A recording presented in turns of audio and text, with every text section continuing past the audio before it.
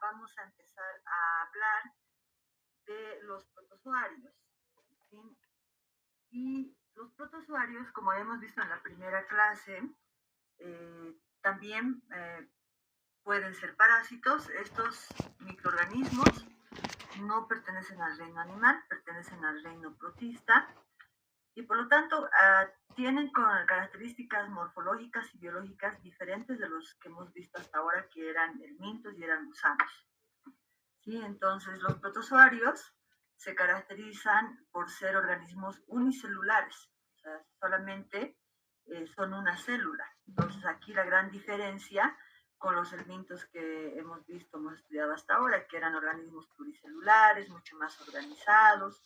De hecho, hablábamos de un parásito adulto, la hembra, el macho, ¿verdad? Entonces, estos eran diferentes. Entonces, estos de los que vamos a empezar a hablar ahora son organismos que están constituidos por una sola célula. Si ustedes recuerdan, por biología y por lo que han debido explicar en microbiología, las células en general hay de dos tipos, las células eucariotas y las células procariotas. Las células eucariotas son aquellas células que eu quiere decir verdadero, entonces icarios viene de núcleo, entonces quiere decir que tienen un verdadero núcleo.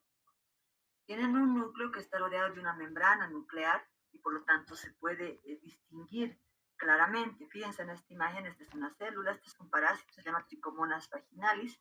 Y lo que ustedes ven pintado, bien oscuro, ese es el núcleo, entonces está delimitado por una membrana nuclear. En cambio, las células procariotas son aquellas que tienen núcleo porque tienen ADN, tienen RNA. Sin embargo, su núcleo está disperso por todo el citoplasma y no está delimitado por una membrana nuclear. Por eso es que no se lo puede evidenciar claramente. Las células procariotas son las bacterias. Ustedes han estudiado ya eso en microbiología. Los protozoarios son células eucariotas, o sea, son células que tienen verdaderos núcleos y están delimitados por una membrana nuclear. ¿Sí? Aquí vemos varios ejemplos y vamos a ir describiendo a medida que vayamos avanzando. Entonces, los protozoarios son organismos unicelulares que pertenecen al reino protista y al subreino protozoa, por eso es su nombre de protozoario. Están constituidas por células, son células eucariotas en realidad, ¿no? Y pueden reproducirse asexualmente o sexualmente. Vamos a ver algunos ejemplos. ¿Sí? Tienen movilidad variada dependiendo de sus órganos de locomoción, ¿no? Algunos pueden tener flagelos, otros pueden tener cilios y otros pueden formar pseudópodos o falsos pies y eso les puede permitir moverse. Y algunos otros no tienen órganos de locomoción evidente, pero se pueden desplazar de alguna manera, que también lo vamos a explicar ahora. La mayoría tienen nutrición heterótrofa, o sea que son incapaces de transformar el carbono inorgánico en carbono orgánico, por lo tanto tienen que adquirir sus nutrientes de detritus o de elementos que ya están, están constituidos por elementos orgánicos. ¿Sí? Y pueden vivir libremente, o sea, aquí ustedes se darán cuenta que habrán protozoarios que no son parásitos, o sea, que son del medio ambiente, que son de vida libre, y habrán otros protozoarios que actúan como parásitos, o sea, que necesitan de un ser vivo para subsistir, ¿no? O sea, necesitan de un ser vivo para habitar, para obtener sus alimentos, y estos son los parásitos. Lógicamente pueden ser parásitos, como dice aquí, de distintos animales, entre ellos el humano. ¿Cuáles nos interesan a nosotros? Pues los parásitos de los humanos. Nosotros no hablaremos de los protozoarios de vida libre, ni hablaremos de los protozoarios que infectan exclusivamente a otros animales que no sean del humano.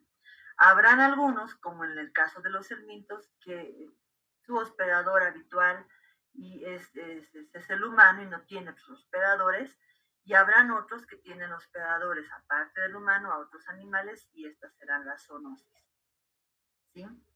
Ustedes ven aquí uno que es muy característico, ¿sí? Ustedes lo pueden ver que tiene una membrana nuclear bien delimitada, se lo ve claramente, y esta es una de las amebas más importantes que vamos a hablar hoy, que es Entamoeba histolítica. ¿Sí? Los protozoarios, si ustedes recuerdan los sermintos tenían estadios adultos y estos estadios adultos tenían la capacidad de oviponer y por lo tanto teníamos los estadios de huevo, de adulto, de estadios larvarios, los estadios de quiste, ¿verdad? Entonces eran esas sus formas biológicas. En los protozoarios no hay estadio adulto, por lo tanto tampoco va a haber el famoso huevo, ¿no? Eso les explico porque ustedes, como ya han aprendido esto, a veces arrastran ese conocimiento y pues piensan que los protozoarios tienen lo mismo. Los protozoarios tienen otras formas biológicas, entre ellas van a escuchar y van a hablar de los trofozoitos en los diferentes temas, que es una forma, como en todos los demás, unicelular, es la forma que también le llamamos vegetativa, es la forma activa del protozoario, es aquella que se alimenta, es aquella que se puede reproducir, que se moviliza y que ejerce una acción patógena cuando está en el hospedador. ¿Sí? Entonces el trofozoito normalmente es la forma parasitaria. También tenemos el quiste. El quiste es, por el otro lado, la forma de resistencia. ¿A qué puede resistir? Puede resistir a la desecación, a los cambios de temperatura, de humedad, de pH, ¿no? A la concentración del oxígeno. Y por lo tanto, este quiste, que normalmente se va a rodear de una membrana mucho más gruesa que el trofozoito, va a poder resistir estas circunstancias. Este quiste también, cuando hay el quiste en el protozoario, está asociado a la forma de transmisión o al mecanismo de infección porque suele ser la forma infectante. ¿Sí? Y también puede favorecer al incremento de la cantidad de parásitos de alguna manera, como les voy a explicar enseguida.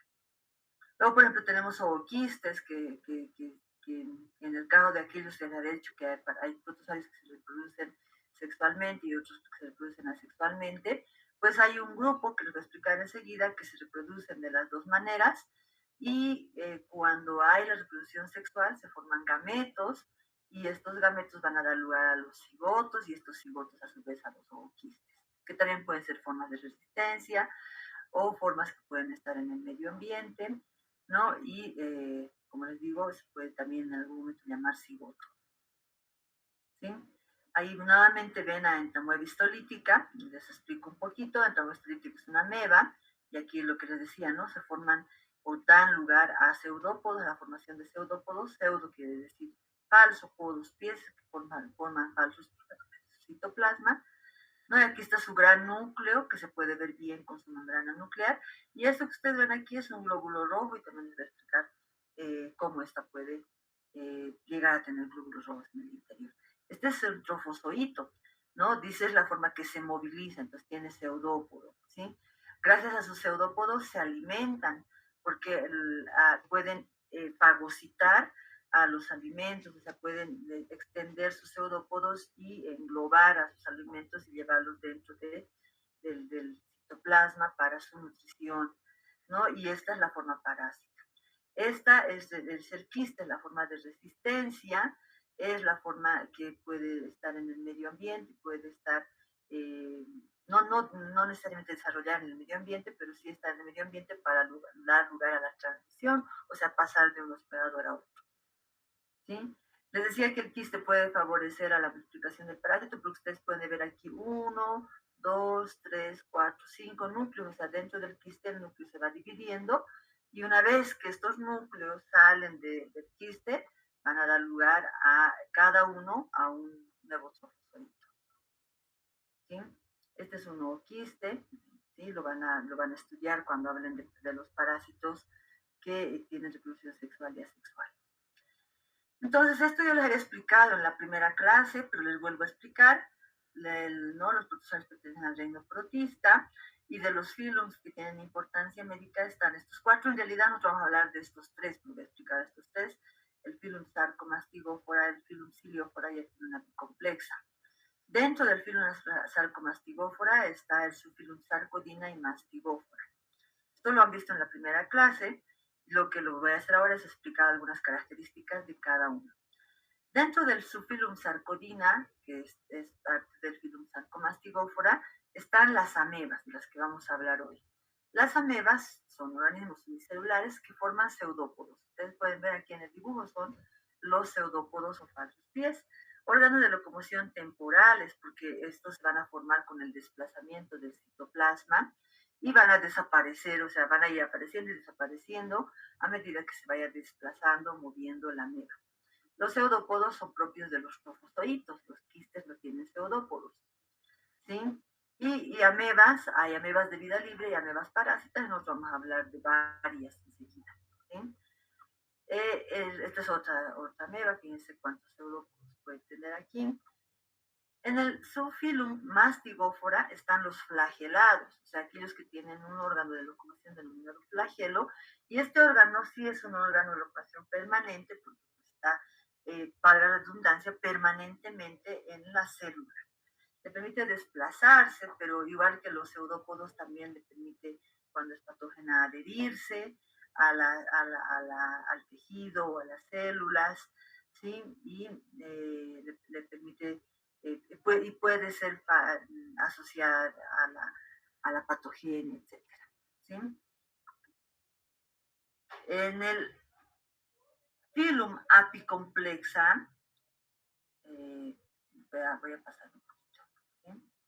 Este es el filum Ciliófora, ¿sí? En el filum Ciliófora también las células tienen órganos de locomoción permanentes, que son sus cilios.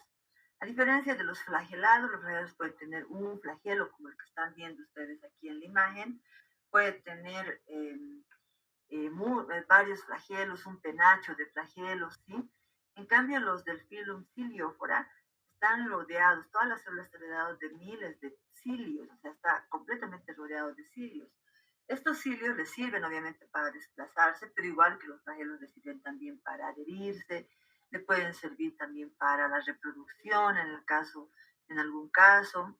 Sí, y dentro del filum Ciliófora, de importancia médica, solo tenemos a un ciliado, que es Balantioides coli. Ustedes lo van a hablar en una clase magistral, ¿sí? Es el único ciliado de importancia médica. Aquí lo van a ver como lo van a ver en el microscopio. Está rodeado de muchos cilios. Ustedes pueden ver aquí, voy a poner un puntero. ¿Sí?